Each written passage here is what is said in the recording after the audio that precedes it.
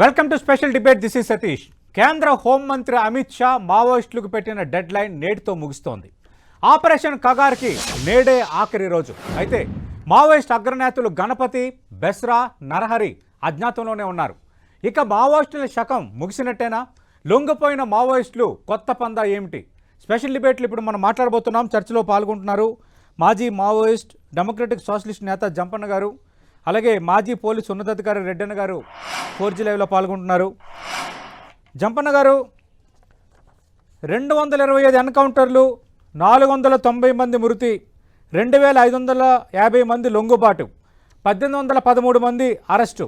ఇది 21 మార్చి 21న బీజాపూర్ జిల్లా తెర్రమడవల్లో CRPF బలగాలపై Maoist నేత హిడ్మా బృందం దాడి చేసిన తర్వాత కేంద్ర హోంమంత్రి అమిత్ షా చేసిన ప్రకటన ఆపరేషన్ కగార్ అని. దానికి ఒక 2 ఏళ్ళు గడువు పెట్టుకున్న నేపథ్యంలో ఈరోజు ఆ ఆపరేషన్ కగార్కు లాస్ట్ రోజు. భారీ సంఖ్యలో మావోయిస్టులు కూడా లొంగిపోయారు. మనం గతంలో 4-5 డిబేట్లో మీరు నేను ముఖాముఖిగా మాట్లాడాం కూడా. బట్ ఈరోజు ఆఖరి రోజు అయిన ఇంకా అగ్రనేతలు గణపతి, బెస్రా, నరహరి అజ్ఞాతంలోనే ఉన్నారు. మరో 7 కీలక నేతలు ఉన్నారని పోలీసులు చెప్తున్నారు. మీరేమంటారు సార్? ఒక రకంగా ఈ ఆపరేషన్ కగార్ విషయంలో ఎదురైన అనుభవాల నేపథ్యంలో మావోయిజం ఇప్పుడు ఎలా ఉండబోతోంది? లొంగిపోయిన మావోయిస్టులు ఇక కొత్త పందాలో ప్రజా పోరాటాలకు సిద్ధమవుతామని అన్నారు. కొందరు అవకాశం ఉన్న చోట రాజకీయాల్లో కూడా నేరుగా పాల్గొనడానికి సిద్ధమవుతామన్న ప్రకటనలో ఒకరిద్దరి నుంచి మనం విన్నాం. మీ అంచనా ఏంటి సార్? ఈ ఆపరేషన్ కగార్పై మీ స్పందన ఏంటి? మొదట 2 సంవత్సరాల నుంచి కొనసాగిన ఈ కగార్ ఆపరేషన్ ఏదైతే ఉందో ఇప్పుడు ఇవాళతోటి అది ముగియబోతుంది. సరే, కగార్ ఆపరేషన్ తర్వాత కూడా మళ్ళీ ఆపరేషన్ కొనసాగుతా లేదని చర్చ కంటే కూడా అంటే నేను చాలా రోజుల నుంచి చెప్తున్న విషయం ఏంటంటే ఈ సాయుధ పోరాటం ఏదైతుందో ఇది ఒక చివరి దశలో, అంతిమ దశలో ఉందనే విషయం నేను పోయినసారి కూడా నేను మాట్లాడినా. కాబట్టి ఇప్పుడు అంటే చూస్తే ఏంటంటే ఇప్పుడు దాదాపుగా కేంద్ర నాయకులు, రాష్ట్ర నాయకులు, జిల్లా నాయకులు లేరు. తర్వాత ఉన్న సంఖ్యలో బట్టి కూడా అంటే జార్ఖండ్ లో 30 మంది, ఒరిస్సాలో 10 మంది, లేదా కాంకేర్ ఛత్తీస్గఢ్ లో కూడా 10 మంది, తెలంగాణ బార్డర్ లో 10 మంది, అంటే 100-120 మంది. వీళ్ళ మధ్యన ఎలాంటి సంబంధాలు లేదు, ఏ నాయకత్వం లేదు. ఇవి అంటే ఏందనంటే వాళ్ళు రాకుండా ఉండడానికి ఏందనంటే తుపాకీ పట్టినాం కాబట్టి ఇప్పుడు ఎట్లా లొంగిపోతాము అనే ఒక ఫాల్స్ ప్రెస్టేజీ తోటి ఉండడమే తప్ప అందులో వాళ్ళు చేసేది ఏమి లేదనే విషయం కూడా వాళ్ళకు కూడా అందరికంటే ఎక్కువ తెలుసు వాళ్ళకు. కాబట్టి ఇప్పుడు ఇది ఏదైతే ఉందో ఇది అసలు వదులుకోవాలి, వాళ్ళు వదులుకొని రావాల్సి ఉండే. సరే, ఏమైనప్పటికీ ఇప్పటికి ఆల్రెడీ అంటే కగార్ ఆపరేషన్ విజయం సాధించింది, 100% విజయం సాధించింది. వాళ్ళు ఏమి ఇంకా చర్చ లేదండి, విజయం సాధించింది ఆల్రెడీ. తర్వాత మావోయిస్టు పార్టీ తన సాయుధ పోరాటం ఏదైతుందో అది ఇవాళ గత 55 ఏళ్ల నుంచి జరుగుతున్నది ఏదైతుందో ఇవాళ అది ఓటమికి గురైన విషయాన్ని కూడా ఏంటంటే వాళ్ళు ఎప్పుడో అసలు అర్థం చేసుకోవాల్సి ఉండే. గత 10 ఏళ్ల కింద అర్థం చేసుకోవాలి. 10 ఏళ్ల కిందనే ఇవన్నీ జరిగినాయండి పరిణామాలు. సంఖ్య కనపడొచ్చు కానీ చాలా లోతుగా గమనిస్తే ఆ ఓటమి అనేది అప్పటికే వచ్చేసింది. కాబట్టి వాళ్ళు అసలు అర్థం చేసుకోలేదు. దాని ఫలితం ఇవాళ ఎక్కువ నష్టాలు పొందిండ్రు. ఈ రూపంలో కూడా బయట సరెండర్స్ అవుతుండ్రు. కాబట్టి ఏమైనప్పటికీ ఇప్పుడు నేను ఇక్కడ చెప్పే విషయం ఏంటంటే కేంద్ర ప్రభుత్వం ఇప్పుడు మావోయిస్టు పార్టీ ఏదైతుందో మావోయిస్టులు ఉంటారా లేదా, ఇప్పుడు ఏం చెప్తున్నాడు మావోయిస్టు రహిత అంటాను. సాయుధ పోరాటం అయిపోయింది నిజమే, కానీ మావోయిస్టు రహిత అనే మాట ఏదైతుందో మావోయిస్టు పార్టీ ఒక్కరున్నా ఉంటదండి.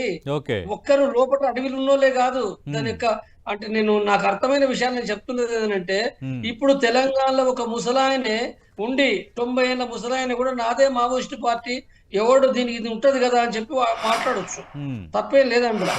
కాబట్టి అది చట్ట వ్యతిరేకం కూడా కాదది మావోయిస్టు పార్టీ అని అంటే కోర్టులు కూడా చెప్తాయి. నువ్వు చేయవలసింది ఏదైతుందో చట్ట ప్రకారంగా నువ్వు సాయుధ చర్యలు చేయొద్దు, నీ ఇక్కడ ఆయుధాలు కలిగి ఉండొద్దు, నువ్వు హింస చేయొద్దు. ఇది రాజ్యానికి వ్యతిరేకం. కాబట్టి నేను మావోయిస్టు పార్టీ లేదా నేను మావోని పొగుడుతా, మావో గురించి మాట్లాడుతానంటే చట్ట ప్రకారం వాళ్ళు ఏమి చేయలేరు ఈ దేశంలో. మావోయిస్టు పార్టీ కాదు, మావోయిస్టు పార్టీ కంటే ముందు మావో ఆ పేరు పెట్టడానికి కంటే ముందు గత దాదాపు 70 ఏళ్ల కాంచి అంటే చైనాలో అక్కడ చైనా విప్లవం వచ్చిన తర్వాత లెనిన్ తర్వాత మావో కూడా ఒక నాయకుడుగా ప్రపంచంలో ప్రసిద్ధి పొందిండు కాబట్టి మరి ఇప్పుడు సిపిఎం వాళ్ళు కూడా మావో గురించి మాట్లాడతారు. అవును. ఇప్పుడు మన దేశంలో 30 పార్టీలు 20 పార్టీలు ఎంఎల్ పార్టీలు ఉన్నాయి. మరి వాళ్ళు కూడా మావో గురించి మాట్లాడతారు. అవును. కాబట్టి మావో గురించి మాట్లాడితే అదేదో నేరం కాదు. ఓకే. ఇప్పుడు అదే అమెరికాలో ట్రంప్ అమెరికాలో బట్ట అక్కడ మావోయిస్ట్ పార్టీ పేరుతో ఒక పార్టీ ఉంది. చట్టబద్ధమైన పార్టీ అది. రైట్. మావోయిస్ట్ పార్టీ పేరుతో ఉంది. జర్మనీలో ఉంది, చైనాలో ఉంది. కాబట్టి మనము ఆ భావజాలం అది సరైనదా కాదా అన్నది ప్రజలు చర్చించుకుంటారు. అది వేరే విషయం. రైట్. సమస్య ఇక్కడ రాజ్యానికి అంటే నువ్వు తుపాకులు పట్టొద్దు, నువ్వు హింస చేయొద్దు. కాబట్టి ఇప్పుడు జరిగే ప్రక్రియ ఏంటంటే సాయుధ పోరాటం అంతమవుతుందనండి, కంపల్సరీ అవుతుంది. అట్లా ఏమీ లేదు. కాకపోతే ఎవరైనా 10, 20, 30 మిగిలితే నెల కాకపోతే 2 నెలలు, 3 నెలలు, 6 నెలలు ఒకటి అయిపోతుంది. దాంట్లో ఏమున్నది. కాబట్టి ఇప్పుడు ప్రభుత్వం కూడా ఏంటంటే ఏం చేయాలి, ఇక్కడ సరే మావోయిస్ట్ పార్టీ ఇప్పుడు దేవ్జీ అన్నట్టు నేను పెట్టుకుంటానంటే అది ఇయ్యది. నా ఉద్దేశం ప్రకారంగా నువ్వు పెట్టుకోవడానికి నిషేధించిన కాబట్టి నీకు ఎట్లా ఇస్తామని అంటారు వాళ్ళు. వాళ్ళు ఇస్తారా, వాళ్ళ మధ్యన చర్చలు ఏంటో నాకు తెలియదు. కానీ ఏమున్నప్పటికీ ఇప్పుడు అంటే బయటకు వచ్చిన వాళ్ళు ఉన్నారు కాబట్టి వాళ్ళు ప్రజలు పనిచేద్దామని అంటుండ్రు. కాబట్టి పార్టీ పెట్టవచ్చు, చట్ట ప్రకారంగా వాళ్ళు ఏదైనా పేరు పెట్టుకోవచ్చు. మావోయి పేరు ఎందుకు ఉండాలి? ఈ దేశంలో పట్ల ఇక్కడ ప్రజల యొక్క సంస్కృతి ఆచారాలు అన్నిటిని దృష్టి పెట్టుకొని ప్రజలకు దగ్గరగా ఉండే పార్టీ పేరు పెట్టుకోవచ్చు, వాళ్ళు పనిచేయచ్చు. అదే మావోయిస్ట్ పార్టీ పేరు ఎందుకు? అది లేకపోతే ఏంది, వాళ్ళు ఇయ్యరు, కేంద్ర ప్రభుత్వం ఇయ్యది, అసలు ఇయ్యది. కాబట్టి నువ్వు వేరే పెట్టుకో, వేరే చేసుకో. కాబట్టి ఇవన్నీ కూడా ఏంటంటే ఇది అయిపోయిన శకము. కానీ ఆ తేగాలు వాళ్ళ ఈ 50 ఏళ్ళలో వాళ్ళు చేసిన ప్రజా పోరాటాలు ఈ దేశంలో అనేక ఒక లక్షలాది ప్రజల్లో, కోట్లాది ప్రజల్లో మావోయిస్ట్ అంటే అభిమానం ఉన్నది. కాబట్టి ఈ అభిమానం దృష్టిలో పెట్టుకుని ఈ రాజ్య వ్యవస్థలో చట్ట ప్రకారంగా ఎట్లా పనిచేయాలో నేర్చుకోవాలి, వాళ్ళు చెయ్యాలి. మళ్ళీ ఇక్కడికి వచ్చి మేము సాయుధ పోరాటం, మళ్ళీ హింస, బెదిరింపులని మాట్లాడితే తీసుకుపోయి వాళ్ళు జైలు పెడతారు. కాబట్టి అది మార్చుకొని ఈ వ్యవస్థలో వాళ్ళందరూ కూడా పనిచేయాలని కోరుకుంటున్నాం. రైట్. అదే ఆ కొత్త పంద ఎలా ఉండబోతుంది అనేది మనం మాట్లాడదాం. రెడ్డన్న గారు, మనం చూసాం సార్, గతంలో చాలా సందర్భాల్లో మీరు నేను మాట్లాడుకున్నాం, చాలా డిబేట్స్లో కూడా మీరు పాల్గొన్నారు. మావోయిస్టులు ఎన్కౌంటర్లు, తర్వాత పోలీసులు మరణించడం, భారీ సంఖ్యలో మావోయిస్టులు మరణించడం, అలాగే మొత్తం ఆ దండకారణ్య ప్రాంతం కానీ, తెలంగాణ ఛత్తీస్గఢ్ బార్డర్ కానీ, ఆంధ్ర ఒరిస్సా బార్డర్ కానీ ఎక్కడ చూసినా కొంచెం ఈ పరిణామాలు అనేవి కొంత ఆందోళన కలిగించేవి. వాళ్ళు చేస్తున్న ప్రజా పోరాటాలు ఎన్కౌంటర్ల పేరుతో, బూటకప్పు ఎన్కౌంటర్ల పేరుతో చంపేస్తున్నారు అని కొందరు వాదన. లేదు, అక్కడ అభివృద్ధి పనులకు ఆటంకం కలిగిస్తున్నారు, పోలీసులపై అటాక్ చేస్తున్నారు అనేది రాజ్యం వాదన. ఇట్లా రకరకాల చర్చలన్నీ జరిగాయి. బట్ ఆపరేషన్ కగార్ తర్వాత దాదాపు ఈరోజు ఆఖరి రోజు ఇంకా 7 కీలక నేతలతో పాటు 100 మంది ఇంకా లొంగాల్సి ఉందని ప్రభుత్వ వర్గాలు చెప్తున్నాయి. అందులో కీలకమైన గణపతి, బెస్రా, నర్హర్ కూడా ఉన్నారు. అంతకు మించి ఈరోజు బస్తర్ ఐజీ చేసిన ప్రకటన మనం చూడాలి. బస్తర్ అంటే అసలు అదొక మావోయిస్టుకి అంటారు కదా, పెట్టని కోట లాంటిది. అలాంటిది ఈ రోజు నుంచి బస్తర్ ప్రాంతం మావోయిస్ట్ రహిత ప్రాంతం, అభివృద్ధి కార్యక్రమాలు చేసుకోవచ్చు, ప్రజలు నిశ్చింతగా రావచ్చు, వెళ్ళొచ్చు, అన్ని కార్యక్రమాలు సక్రమంగా జరుగుతాయని ఐజీ రోజు ఒక ప్రకటన చేశారు. ఇవన్నీ చూస్తున్నప్పుడు మీకు ఏమనిపిస్తుంది సార్? డెఫినెట్గా ఈ కగార్ ఆపరేషన్ తర్వాత ఇది నిజం చెప్పాలంటే దీనికి బీజం 2012 నుంచే మొదలైంది. ఎక్స్ట్రీమిస్ట్ ఆర్గనైజేషన్ వాళ్ళు ఆర్గనైజేషన్ ఎప్పుడైతే ప్రజాప్రతినిధుల్ని చంపడం, అదే విధంగా తుపాకీ గొట్టం ద్వారా రాజ్యాధికారాన్ని సాధించాలనుకోవడం, ఆ విధంగా హింసలకు పాల్పడడం, పోలీసులని హతమార్చడం, ఈ విధంగా చాలా రకాల. ఎందుకంటే ముందు కాలంలో మీరు చెప్తే 40 ఏళ్ల క్రితం డెఫినెట్ గా వీళ్ళ ప్రజా పోరాటం అవసరమైంది. అదేవిధంగా ప్రజలను చైతన్యవంతులు చేశారు కొంతవరకు. అప్పట్లో అది కొంత అవసరం. ఇప్పుడు పోను ఏమైందంటే అది డైల్యూట్ అయిపోయింది. రవాణా వ్యవస్థ పెరిగిపోయింది, ప్రతి విలేజ్కి రవాణా ఉంది, ఎలక్ట్రానిక్స్ కమ్యూనికేషన్ వ్యవస్థ పూర్తిగా ప్రతి ఒక్కళ్ళ చేతిలో ఒక సెల్ ఫోన్ బాంబు ఉంది. ఆ విధంగా ప్రజలను చైతన్యవంతులు చేశారు. ప్రజలకు అందాల్సిన ఆఖరి మనిషికి కూడా కొంతవరకు 100కి 100 పాళ్ళు కాకపోయినా కొంతవరకు వాళ్ళు పొందుతున్నారు. ఇటువంటి సందర్భంలో వీళ్ళు తుపాకీ గొట్టం ద్వారానే రాజ్యాధికారాన్ని సాధిస్తాము, తద్వారానే ప్రజలకు మేలు చేస్తాము అంటే అది ఎక్కడే ఇది అది కాదు. అది ఎప్పుడు 40 ఏళ్ల క్రితం భావజాలానికి ఇప్పటికీ చాలా. ఇప్పుడు మీరు చూడండి, ఇప్పుడు మీరు ఎక్కడైనా ఒక చిన్న వ్యవహారం బయటకు వస్తే ఇప్పుడు అవినీతి లేదా అంటే అవినీతి డెఫినెట్ గా ఉంది, కానీ ముందులాగా లేదు. ముందులాగా దౌర్జన్యం మైట్ ఈజ్ రైట్ లాగా లేదు. ప్రజాప్రతినిధులు, భూస్వాములు వాళ్ళు కలిసికట్టుగా ఒక ఊరు ఈ పార్టీకి ఓటేయమంటే వాళ్ళల్లో ఒకళ్లే పోయి అందరు ఓట్లు గుద్దేవాళ్ళు. ఇప్పుడు ఆ విధంగా కాదు కదా. ప్రజలు చైతన్యవంతులైనారు. అదేవిధంగా ప్రజలకు కావాల్సినవి వాళ్ళు పోరాటాలు చేస్తున్నారు. మిమ్మల్ని ప్రభుత్వాలు కూడా మిమ్మల్ని ఏమడుగుతున్నాయి, అయ్యా మీరు పోరాటాలు చేయండి. జనజీవన స్రవంతిలోకి వచ్చి ఎక్కడైతే అన్యాయాలు జరిగాయో వాడ ఎదురొడ్డండి. ఎదురొడ్డి ప్రజలకు ఏమి కావాలో అది చేయండి. వద్దనిలే, ఒక మంచి లీగల్ గా ఒక పార్టీ పెట్టుకోండి. పార్టీ ద్వారానో లేకపోతే ఉన్న పార్టీలలో లేకపోతే మీరు కొత్త పార్టీ పెట్టుకోను మీరు ఏమైతే హింసాత్మకమైనటువంటి వ్యవహారాన్ని వీడనాడి ఆయుధాలను ఆయుధం ఎవరు పోలీసుల చేతికి ఉండాలి, మిలిటరీ దేశాన్ని కాపాడే మిలిటరీ వాళ్ళ చేతికి ఉండాలి. మీకెందుకు అవసరం లేదు. మీరు ఎక్కడైనా ఏమైనా అన్యాయం జరిగితే కోర్టులున్నాయి, ప్రజా క్షేత్రాలున్నాయి. ఆ విధంగా ప్రజల్ని చైతన్యవంతుల్ని చేయండి అని చెప్తున్నారు. వాళ్ళు వినలేదు. వాళ్ళు ఏమంటే ఇప్పుడు 1940లో ఏముందో, 60లో నక్సల్బరీ మూవ్మెంట్ స్టార్ట్ అయిన 60లో ఏముందో అది కూడా అదే పందాన్ని ఇప్పుడు కూడా అవలంబిస్తామంటే డెఫినెట్ గా కాదు. కాలం మారింది. చాలా వ్యవహారాలు బయటకు వస్తున్నాయి. ఇప్పుడు మీరు చూడండి, ప్రతి ఒక్కళ్ళ చేతిలో ఒక సెల్ ఫోన్ ఉంది. ఎక్కడైనా అన్యాయం జరిగితే ఇమీడియట్ గా రికార్డ్ అవుతుంది. ఎక్కడ పడితే అక్కడ కమ్యూనికేట్ అవుతుంది. అట్లాంటి సందర్భంలో మేము ఇంకా తుపాకీ కొట్టడం ద్వారానే రాజ్యాధికారాన్ని సాధించాలి, ప్రజలకు మేలు చేయాలంటే అది కాని పని. కాబట్టి ప్రజలు చైతన్యవంతులను పరిచే విధంగా మీరు ఒక పార్టీని నియమించి చేయమన్నారు. దాన్ని వాళ్ళు ఒప్పుకోలేదు. మేము పాత ధోరణి పాత పందాల్లోనే పోతామంటే డెఫినెట్ గా అందుమూలంగా చాలా మంది పోలీసులు ప్రాణాలు కోల్పోయారు. నక్సలైట్లు కూడా చాలా మంది కోల్పోయారు.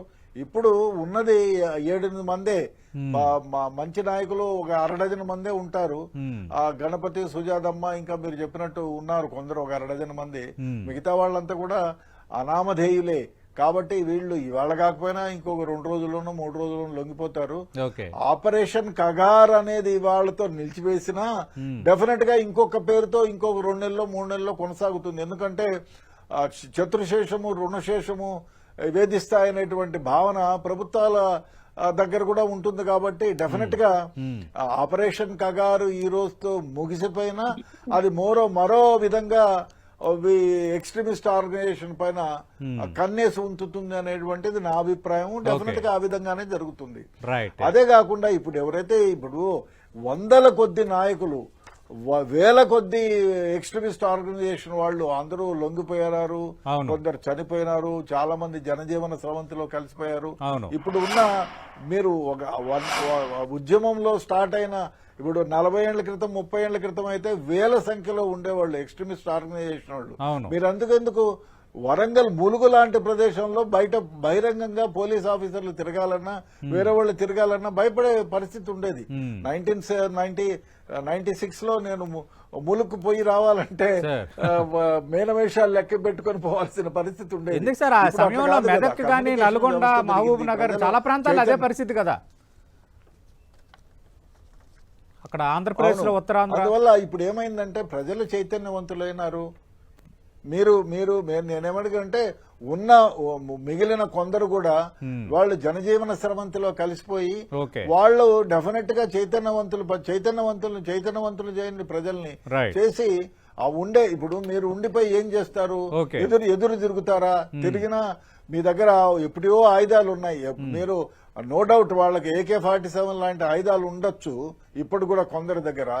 కానీ ప్రభుత్వాల దగ్గర దానికంటే భిన్నంగా పనిచేసేటువంటి ఆయుధాలు, కమ్యూనికేషన్ వ్యవస్థ ఉంది. మీరు ఎక్కడ ఏ కలుగులో దాక్కున్నా బయటికి చూడగలిగేటువంటి వ్యవస్థ ప్రభుత్వాల దగ్గర ఉంది. కాబట్టి నేను వాళ్ళని కోరేది కూడా ఏమంటే కొంతమంది ఉన్నారో వాళ్ళు కూడా ఏవైతే ఉన్నాయో వాళ్ళ దగ్గర ఆయుధాలు ఉన్నాయో ప్రభుత్వానికి అప్పగించి జనజీవన స్రవంతిలో కలిసిపోయి ఒక పార్టీ పెట్టుకోండి. మీరు Right. పార్టీ పెట్టి ప్రజల్ని చైతన్యవంతులు చేయండి. అదే అడుగుదాం సార్, మీ జంపన్న ఏవైతే గారిని అదే భావజాలం అడుగుదాం. ఉందో, ఆ భావజాలాన్ని వేరే విధంగా చేసుకోండి, వద్దనటం లేదు. రైట్. జంపన్న గారు ఖచ్చితంగా ఒక అంచనా పెట్టుకోవచ్చా? ఎందుకంటే దేవిజీ మిగతా వాళ్ళందరూ లొంగిపోయేటప్పుడు ఆ పోలీసుల సమక్షంలోనే చేసిన ప్రకటన, అంటే ఇప్పుడు ఇక్కడ నుంచి మావోయిజం అనేది వేరే మార్గంలో ఉంటుంది అని. మీరు ఇందాక చెప్పినట్టుగా ఇప్పుడు సాయుధ పోరాటం లేకుండా చట్టానికి లోబడి భారత రాజ్యాంగానికి లోబడి ఏమైనా చేసుకోవచ్చు, దానికి ఎవరు అభ్యంతరం చెప్పరని. అభ్యంతరం రాకపోవచ్చు కూడా, రెడ్డన్న గారు కానీ నేను కానీ ఖచ్చితంగా చెప్తాం దానికి అభ్యంతరం రాకపోవచ్చు. ఒక రాజకీయ పార్టీగా రూపాంతరం చెందే ఛాన్స్ ఉందా? ఒక రాజకీయ పార్టీగా జనజీవన స్రవంతిలోకి రావటం, ఎన్నికల ప్రక్రియలో పాల్గొనటం, అవి ఎక్స్పెక్ట్ చేయొచ్చా? దానిపై మీ అభిప్రాయం ఏంటి? ఇప్పుడు మనకు సోను అంటే ఇప్పుడు ఈ వేణుగోపాల్ అంటే అక్టోబర్ 15కి వచ్చిండు. అక్టోబర్ 15 కంటే ముందు సెప్టెంబర్ చివరి లోపల ఒక 22 పేజీల డాక్యుమెంట్ ను ఓపెన్ గా రిలీజ్ చేసిండు, బయటకు వచ్చింది మీడియా లోపల కూడా. అప్పుడు మీరు కూడా అప్పుడు ప్రచారం చేసిండ్రు, మాట్లాడిండ్రు. దాంట్లో క్లియర్ గా ఉన్న విషయం ఏంటంటే సోను చెప్పింది, సాయుధ పోరాట రూపంలో ప్రజలను ప్రజా సంఘాలను పెట్టలేని పరిస్థితి వచ్చింది, చనిపోవడం తప్ప మార్గం లేదు. కాబట్టి బయటకు వచ్చి ప్రజలను ప్రజా సంఘాలను పెట్టాలి. మేము మా సిద్ధాంతాన్ని వదులుకోవడం లేదు.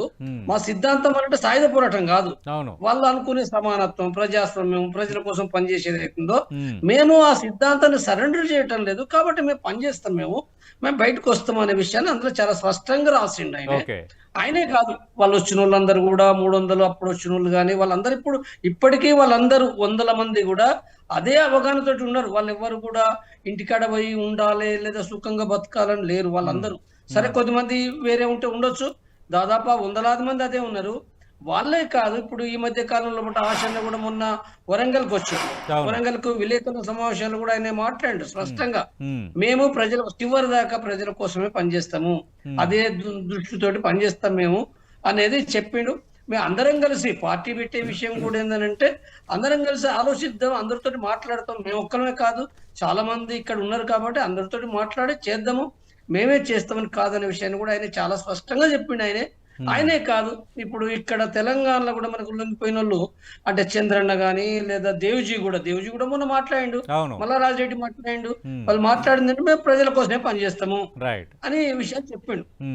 కాబట్టి దృష్టిలో పెట్టుకున్నప్పుడు అంటే వాళ్ళతో నేను పనిచేసిన నాకు అనుభవం ఉంది కాబట్టి వాళ్ళేమో అంత ఈజీగా వాళ్ళేదో ఓన్లీ వాళ్ళ యొక్క వ్యక్తిగత జీవితాలు గడుపుతారని నేను అనుకుంటలేను. కొద్దిమంది ఉండొచ్చు, కొద్దిమంది ఉంటారు, కానీ వాళ్ళు ప్రజల కోసం సంస్థ పెట్టి పార్టీ పెడతారా అంటే పెడితే కమ్యూనిస్ట్ పార్టీ వాళ్ళు పెట్టేది, అంటే ఏ పేరు కమ్యూనిస్ట్ అంటే ఏ పేరు పెడతారు ఎట్లా పెడతారు అనేది వేరే విషయం.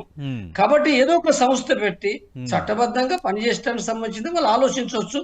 అంటే జంపన్న గారు మనం చూసాం, అంటే సిపిఎం నేతలు ఈ మధ్య కాలంలో చేసిన ప్రకటనలు చూసాం, అందరూ కలుద్దాం, పార్టీలో కూడా రావచ్చు, సంఘటితంగా మనం పోరాడదాం అని పిలుపునిస్తున్నారు. దానిపై మీ అభిప్రాయం ఏంటి? ఆల్రెడీ ఇప్పుడు మిగతా కమ్యూనిస్ట్ పార్టీలు ఉన్న 2 తెలుగు రాష్ట్రాల పరంగా చూసుకుంటే కొంత నోటెడ్గా సిపిఎం సిపిఐ మాత్రమే ఉన్నాయి. ఇప్పుడు అంటే ఇప్పుడు కమ్యూనిస్ట్ పార్టీలు సిపిఎం మాట్లాడింది, సిపిఐ మాట్లాడింది, లేదా ఇతర ఎంఎల్ పార్టీలు మాట్లాడినాయి, ఇంక ఇతర చాలా పార్టీలు మాట్లాడుతున్నాయి. సరే ఇతర బీఆర్ఎస్ కూడా మాట్లాడింది, అది వేరే విషయం. కాంగ్రెస్ మాట్లాడే విషయం వేరే విషయం. కానీ లేదా బీజేపీ ఇతర రాష్ట్రాలు అయితే మా బీజేపీ కూడా మాట్లాడుతుండ్రు, వాళ్ళు కూడా మాట్లాడుతుండ్రు. కానీ నా ఉద్దేశంలో ఒకటి ఏంటంటే మొదటగా ఇప్పుడు వాళ్ళంతా వేరువేరుగా వచ్చేసారు కాబట్టి వాళ్ళంతా ముందు మాట్లాడుకోవాలి. ఇప్పుడు వాళ్ళు ఇప్పుడైతే క్యాంపుల నుంచి ఏప్రిల్లో వస్తారు కదా, ఎట్లాగ ఏప్రిల్లో వచ్చేస్తారు, వాళ్ళు పంపిస్తారు. కాబట్టి వాళ్ళందరూ వాళ్ళు మాట్లాడుకొని ఎవరు పార్టీ కోసం ఎవరు పనిచేయాలి చట్టబద్ధంగా అనేది అనుకున్నప్పుడు దాన్ని బట్టి వాళ్ళు నిర్ణయించుకుంటారు. మనమేమి ఇప్పుడు ఇట్లా అట్లా మనం చెప్పలేము. ముందైతే వాళ్ళు కూర్చొని మాట్లాడుకోవాలి. మాట్లాడుకున్న తర్వాత వాళ్ళే ఒక పార్టీ పెడతారా, లేకపోతే జైన్ అవుతారా, సిపిఐ అవుతారా, సిపిఐ అవుతారా, ఎన్ని అవుతారా అనేది వేరే విషయం.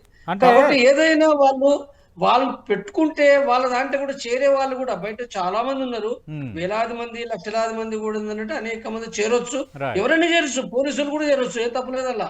పోలీసులు కూడా చేరొచ్చు, రిటైర్ అయిన వాళ్ళు చేయొచ్చు, ఎవరైనా చేరొచ్చు. అంటే చట్టబద్ధ ప్రకారంగా వాళ్ళు పనిచేస్తే మంచి విషయం. అది అంటే జంపన్న గారు చూడాలి. నా ఆలోచన అయితే జరగవచ్చు అన్నది నా అంచనా.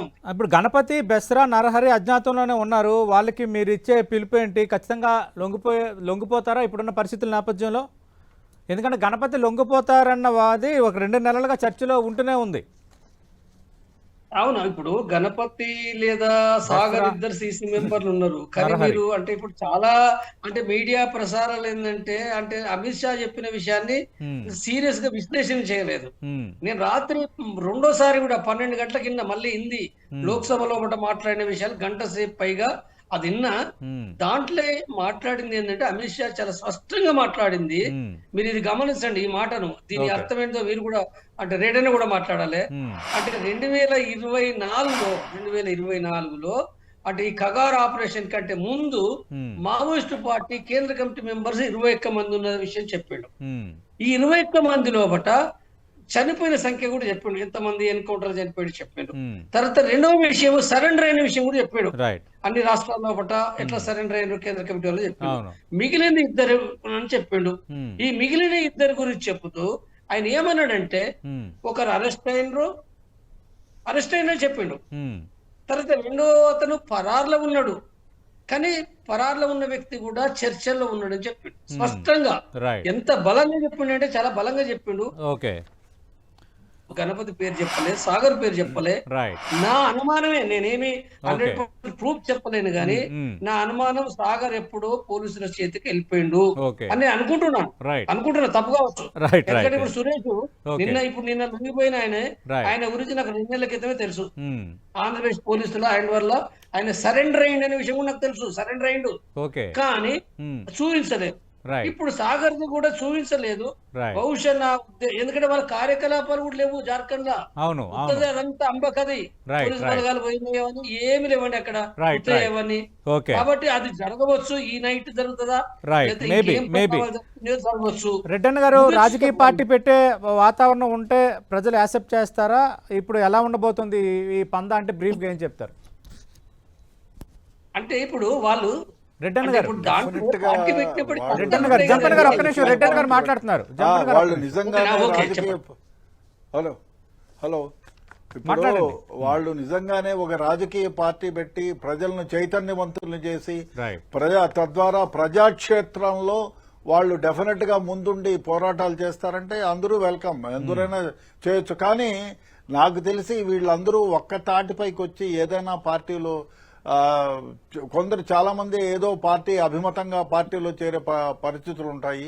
అందరూ కలిసి ఒక పార్టీ పెడితే బాగుంటుంది, కానీ అది సాధ్యం అవుతుందా? నాకు తెలిసి అది సాధ్యం కాకపోవచ్చు. రైట్. ఒకసారి జనజీవన స్రవంతిలో కలిసిపోయిన తర్వాత ఆ లోకల్ గా ఉండే ప్రభావాలు వాళ్ళలో ప్రభావితం చేస్తాయి వాళ్ళని. Right. కాబట్టి ఆ సేమ్ పార్టీ అందరూ కలిపి అన్ని రాష్ట్రాల్లో ఉండే వాళ్ళు కలిపి ఒకే పార్టీ సంఘటితంగా చేయాలనేది దుర్లభం, అది Right. వీలు కాని పరిస్థితి. Right, right. కాకపోతే ఇప్పుడున్న సిపిఐఓ సిపిఎంఓ కాంగ్రెస్ ఇంకో దాంట్లోనో అవును. చేరిపోయి ప్రజాక్షేత్రంలో వాళ్ళు వెలుగొందడానికి చాలా అవకాశాలు రైట్. ఉన్నాయి. జంపన్న గారు ఆ అన్నట్టుగా విధంగా నెక్స్ట్ చేస్తారనేటువంటిది అందరూ బయటకు వచ్చిన నా తర్వాత అభిప్రాయం. మీటింగ్ ఎందుకంటే అయ్యి ఒక నిర్ణయం తీసుకుంటారు కాబట్టి చూద్దాం, ఖచ్చితంగా అప్పుడు కూడా మనం డీటెయిల్గా మాట్లాడదాం. థ్యాంక్ యూ రెడ్డన్న గారు, థ్యాంక్ యూ జంపన్న గారు. మనం చూస్తున్నాం అటు ఆపరేషన్ కగార్ ఒక రకంగా డెడ్ లైన్కి ఇది గడువు ముగిసినట్టే, కానీ ఇంకా కొంత కంటిన్యూ అవుతుంది. మరికొందరు లొంగిపోతారు. లొంగిపోయిన వాళ్ళు ఎవరు పరారీలో లేరు. అమిత్ షా స్వయంగా ప్రకటన చేశారు. ఒకరు అరెస్ట్ అయ్యారు, ఇంకొకరు ఒకరు పరారీలో ఉన్నారు, అలాగే అయినా టచ్లో ఉన్నారు అంటూ ఇండైరెక్ట్గా గణపతి సాగర్ అంశాన్ని ప్రస్తావించారని జంపన్న చెప్తున్నారు. ఏదేమైనా ఆ మావోయిస్టు అలాగే ఇప్పటివరకు జరిగిన పరిణామాలు ఇదంతా ఒక శకం ముగిసింది అనే ఖచ్చితంగా మనం అనుకోవాలి. బస్తర్ని మావోయిస్ట్ రహిత ప్రాంతంగా ఈరోజు అక్కడ ఐజీ ప్రకటించారంటే వాతావరణం ఏ విధంగా క్రియేట్ అయిందో మనం అర్థం చేసుకోవచ్చు. చూద్దాం మరి మావోయిస్టులు కొత్త పంద ఎలా ఉండబోతుంది, ప్రజలు ఏ విధంగా వాళ్ళని యాక్సెప్ట్ చేస్తారు ఒక రాజకీయ పార్టీ పెట్టిన ఒక పోరాటాల పరంగా అనేది భవిష్యత్తు నిర్ణయించబోతోంది. ఇది వాటి స్పెషల్ డిబేట్.